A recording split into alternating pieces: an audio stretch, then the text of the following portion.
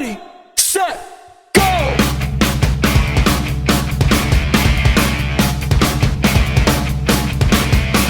Greetings, children of the screen. Your friendly neighborhood nerd scum here once again, coming at you with another old school action figure review. And today we're going to be taking a look at the DC Universe Classic Sinestro Core Batman.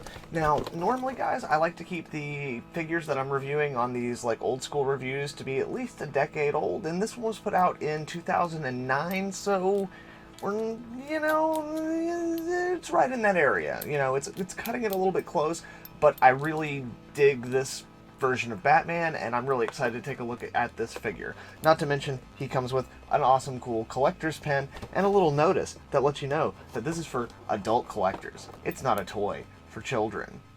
But if you take a look at the really nice packaging setup, you can clearly see Batman through the kind of bubble there.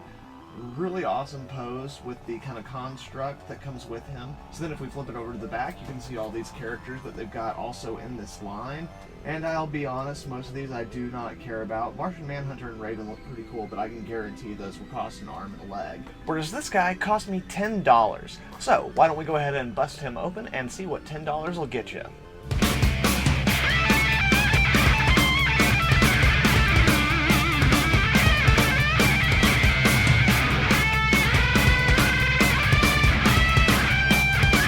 Right on, guys, here he is in all his glory, and I apologize, the yellow on this figure is just driving my lighting scheme nuts, so I apologize a little bit on it. I'm going to make sure and get some close-ups so y'all can get a better look. But first off, let's go ahead and take a look at the accessories that come with him.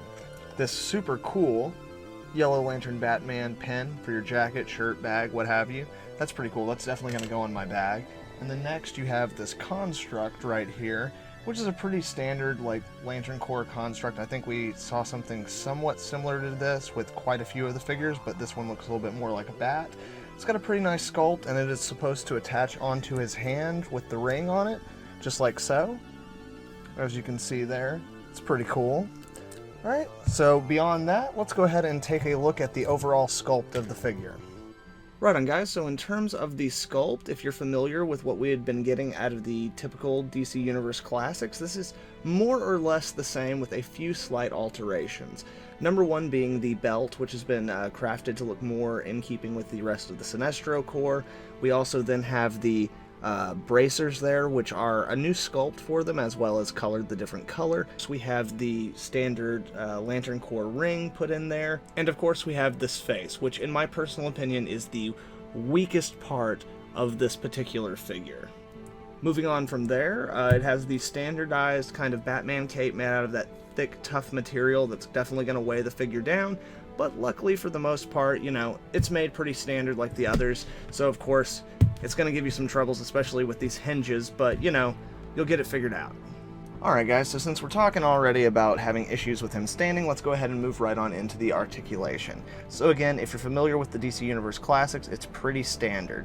So for the head, we've got it going all the way around, like so, but, you get a little bit of this stuff going on, but that is about it, and pretty much any kind of lower movement you could have is definitely impeded by the sculpt of this cape. From there we've got the arms, so we got shoulders going up this far, like so. They go up, they go down, they go all the way around, like that. Then moving on down, let's get these guys out of the way.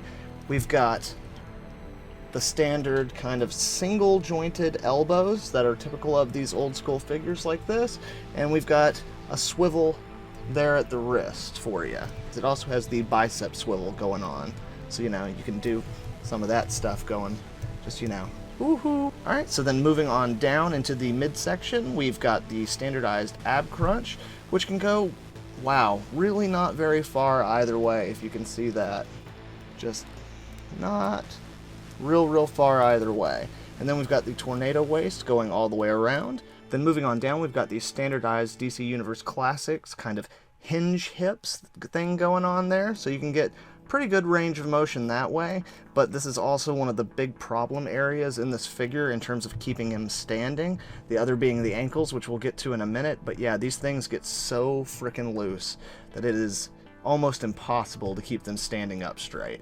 But they get pretty good movement, they come this far up, that far back, not great, you know, but you can definitely do the splits with them. Then moving on down, we have a total swivel there in the lower part of the thigh. Moving on down, we have a single jointed knee that can, you know, get just about that far there. And moving on down into the ankle there, we have the old school ankle hinge that'll just give us that much. No side to side, just the back and forth. And again, these hinges, when you first get them, they're pretty sturdy. They're not too bad, but they definitely are a contributor to this figure's not wanting to stand up. Now, you know, if you want to try to get Batman on kind of like a more, you know, kind of action-y pose, you can definitely use that cape to get some balance in there. But in terms of just standing him up in a normal kind of Batman power pose, you're definitely going to have some issues, especially once you've had him out of the packaging and kind of been posing him around for a little bit, you know?